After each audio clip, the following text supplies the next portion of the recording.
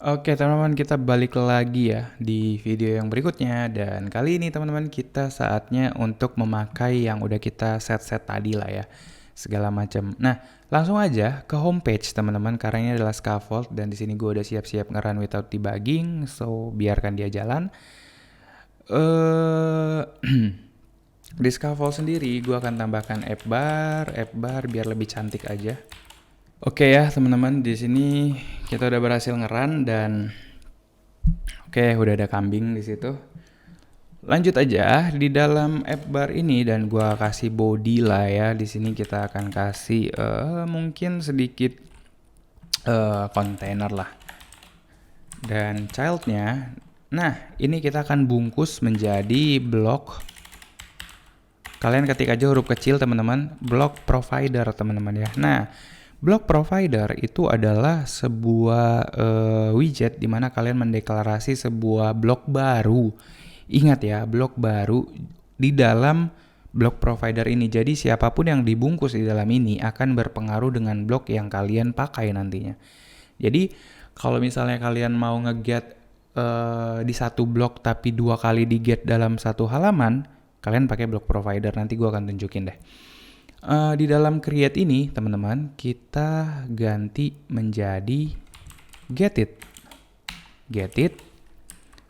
Ntar gue import dulu si bloknya. Nah, gue import lagi mungkin, entahlah. Nah, get it. Di sini gue mau ngambil blok yang mana, yaitu location block. Oke, location block tinggal di seperti ini doang. Jadi, daripada kalian manggil location block kayak gini, kalian bakal disuruh ngisi interface, teman-teman. Kebayang nggak? Karena kan di blog itu kan kita udah bikin sebuah interface untuk dia bisa ngakses data ke dalam sini kan. Nah, maka dari itu kenapa kita memakai si get it, supaya kita nggak dimintain lagi untuk ngisi interface. Karena dengan kita pakai get it artinya kita kasih tahu location block ini udah diinjek, ya kan? Kita ngasih tahu dengan menggunakan get it. Jadi apapun yang ada di dalam silahkan kamu cek aja, katanya gitu. Kamu cek aja modulnya ada di mana gitu kan. Makanya kita udah berhasil nih, udah bisa nih, sebenarnya udah bisa langsung pakai. Lanjut di dalam homepage, di dalam kontainer gua akan kasih sebuah child di sini, kolom misalnya, children juga ada, dan gua kasih raise button di situ, gua kasih on press, dan gua kasih title atau child text tekan aku. Dan di sini saatnya kita nge-get datanya, teman-teman ya. Oke, di sini teman-teman bisa langsung aja nge-get datanya dengan cara context block. Kayak gitu. Kalian ganti namanya menjadi location block. Location. Dan kalian kalian add. Nah, apa yang mau kalian trigger dan dari mana gitu. Yang mau kalian trigger adalah event kan. Nah, eventnya dari mana? Dari location event. Apa yang mau kalian ambil? Provinsi. Udah kayak gitu doang. Ya kan? Supaya kita tahu apa hasilnya, maka di dalam repository gue akan ngeprint teman-teman sebelum gue ngembaliin datanya. So gue akan print underscore result.toString. Oke. Dan di sini juga gue akan print kalau ada yang error. Jadi kan kita belum tahu nih. Gue save. So gue save all. Ya kan, udah berjalan dengan lancar. Sekarang kita masuk ke dalam sini dan kita tekan aku gitu ya. Dan di sini kalau kalian lihat, masih error, masih null dan segala macam. Itu dikarenakan teman-teman tidak punya yang namanya builder. So kita masuk ke dalam home lagi. Nah, kita nggak bisa ngejalanin langsung nge-bypass karena ketika di sini childnya kita harus punya yang namanya block builder. Kalian enter aja, kalian masukin location block kayak gitu. Nah, ini kalian hapus sisanya sampai ke return. Terus di bawah ada yang error, kalian tinggal tambahin seperti ini aja. Kayaknya gue salah deh. Nah, kayak gitu. Ya pokoknya kalian benerin lah, buka kurung tutup kurungnya. Nah, di builder ini teman-teman, jadi block provider ini kayak kita cuman mendaftarkan si blok aja supaya bisa dibaca oleh ke bawahnya, ke antek-anteknya bisa ngebaca gitu ya.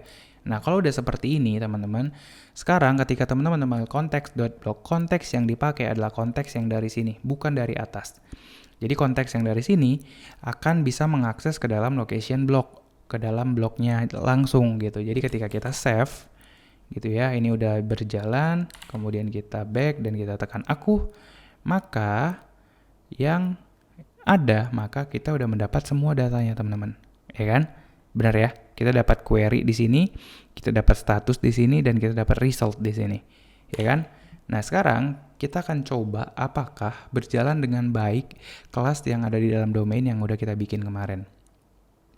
Nah, langsung aja di dalam infrastruktur, di dalam location repository, kan gue ngeprintnya di sini nih. Nah, sekarang gue akan ngeprint di sini, di mana gue akan ngeprint data dot, gue ambil resultnya aja, atau gue ambil statusnya aja deh. Terus gue ambil lagi, nah udah ada sekarang description sama kode. Mungkin tadi juga ada, gue nggak lihat aja kali ya. Nah, sekarang gue save. Sekarang kalau gue tekan, bam, yang muncul adalah integer is not type of subtype. Nah, ini gue lupa nih. Kalau nggak salah di video yang lalu gue bilang gue mau ngeperbaikin deh. Kalau kode itu sebenarnya integer, bukan string. Oke. Nah, kalau udah seperti itu, tinggal kita tekan aku lagi dan yang muncul harusnya, tidak muncul. Jadi kita hot reload. Itu cara yang terbaik teman-teman ya. Oke, jalan lagi dan boom. 200. Sesuai dengan dugaan, di sini juga resultnya 200. So, kita udah berhasil ngedapetin datanya. Jadi, itu caranya untuk nge-trigger datanya. Dan kita akan tambahkan sedikit lagi deh ya, teman-teman ya. Di bagian home di sini, kita akan ngeprint sesuatu lah ya. Ini kan ada erase button. Dan di sini kita akan ngeprint juga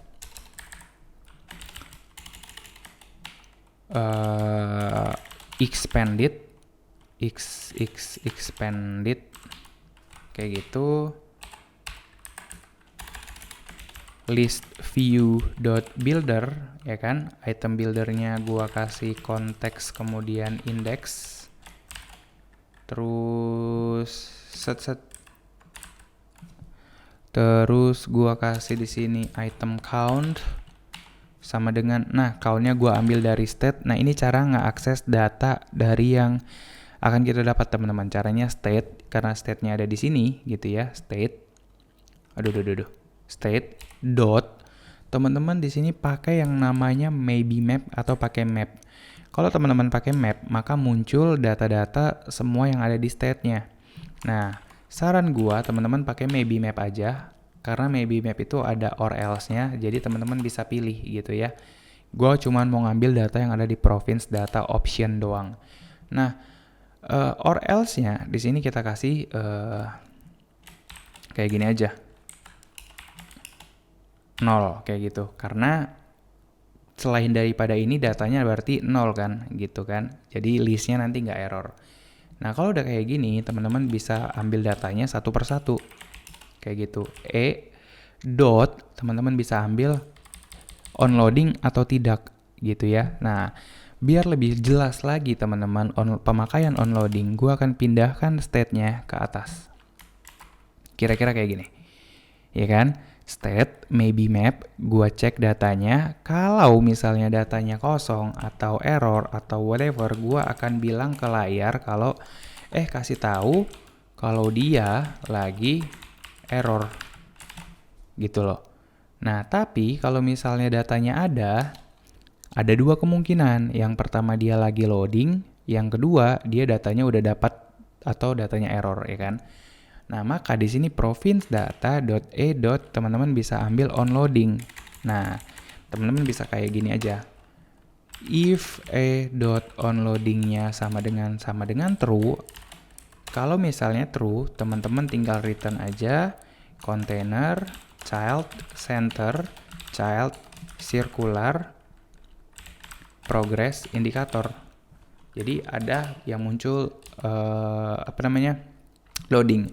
Tapi kalau misalnya dia false atau selain true, artinya datanya udah dapat, tapi kita cuma nggak tahu aja datanya dapat error atau sukses, ya kan? Nah, di sini kita bisa ambil datanya data province, gitu kan? Data province nah kita bisa dot lagi karena tadi kita mintanya sum, teman-teman. Nah, kita bisa langsung fold a.fold lagi. Sekarang kita bisa dapat semua datanya. Kira-kira kayak gini. Gue akan jelasin. Jadi kita kan, kalau teman-teman ingat nih, gue balikin lagi ya ke dalam event state maksudnya. Kita di sini ada onloading, ada data province. Data province itu bisa aja isinya none karena kita pakai option, bisa aja isinya either, ya kan? Nah, sedangkan di block ketika pertama-tama itu kita kasih tahu loadingnya true. Makanya tadi di awal kita if kalau dia true ya munculin loading gitu ya. Dan datanya di situ masih none. Tapi kalau udah selain true atau false, maka datanya ada. Datanya bisa aja null atau tidak ada, datanya bisa aja apapun. Nah, makanya apapun itu kita ambil teman-teman datanya. Nah, ini caranya. Yang pertama ini kan kita ngedeteksi apakah dia loading atau tidak. Kalau loading ya udah gitu ya. Jangan ngomong, langsung tampilin loadingnya. Tapi kalau misalnya sudah tidak loading, kita ambil datanya. Nah, datanya ada kemungkinan null. Ini kalau kita ngembaliin none.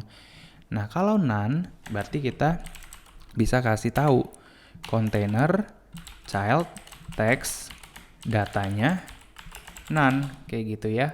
Atau teman-teman bisa ganti dengan apapun. Nah, kalau misalnya datanya ada dua kemungkinan. Datanya benar, right, atau left. Kalau salah atau error, kita kasih tahu errornya apa, gitu ya. L.toString, gitu. Atau, atau kita kasih tahu di sini child text L.toString, ya kan? Errornya apa nih, gitu. Tapi kalau benar, ya kan, kita ambil listnya, kita pasang list yang ini, kita Ctrl X, kita masukin ke dalam sini. Kira-kira seperti itu teman-teman, ya kan? Itu kalau datanya benar. Jadi di sini teman-teman kita bisa list view.builder item count-nya kita ambil dari R ini, ya kan? Which is dia udah punya data. R.result.length, kita bisa dibenerin semuanya. Nah, kayak gitulah kira-kira. Jadi kalau salah munculin pesan error, kalau misalnya datanya null ya kasih tahu datanya null, kalau loading kasih tahu datanya loading, kira-kira kayak gitu. Nah, item count-nya adalah jumlah panjang datanya. Item builder-nya kita akan kasih aja di sini return list style, kita kasih title dan kita kasih text r.result yang ke index kita ambil province-nya aja. Udah gitu teman-teman. Nah, di sini teman-teman perhatiin masih ada yang belum di return, jangan lupa ini di return. Gitu. Jadi semuanya sudah terpenuhi. Kira-kira begitu untuk menampilkan listnya menurut versi di sini. Nah, sekarang kita akan lihat udah ada listnya, teman-teman, dan sekarang gua akan hot reload lagi. Oke. Hot reload error, datanya error karena di sini or else, teman-teman. Lagi tidak ada apapun. Ya kan? Jadi bisa aja stepnya entah apapun, tidak ada yang ditampilkan. Ya kan? Tidak ada yang ditampilkan. Nah, kalau kita tekan aku, maka dia loading. Setelah loading, muncul datanya. Kalau datanya error kayak gimana, Bang? Nih, kalau datanya error, kita paksa dia error ya. Dia error kalau misalnya kita salah ngasih data. Nah, ini 404. Kalau kita kasih provinc, maka dia error. Maka di sini kita edit jadi kayak gini, ya kan? Provinc. Maka kalau kita tekan aku, dia loading, dia kasih tahu errornya apa. Oh, HTTP status error 404. Gitu ya. Jadi kita langsung ngambil errornya, teman-teman. Nah, error ini bisa kita lebih advance lagi, teman-teman. Tapi nanti. Nah, sekarang gue juga mau ngasih tahu ke kalian cara efektif supaya bisa cantik gitu tampilannya gitu ya. Tapi mungkin nanti deh ya di video-video berikutnya dan di video selanjutnya habis ini kita akan handle errornya teman-teman supaya errornya itu lebih berkesan gitu ya. Mantap nggak gua? Dan itu aja teman-teman, sampai ketemu di video gue yang berikutnya. Bye bye.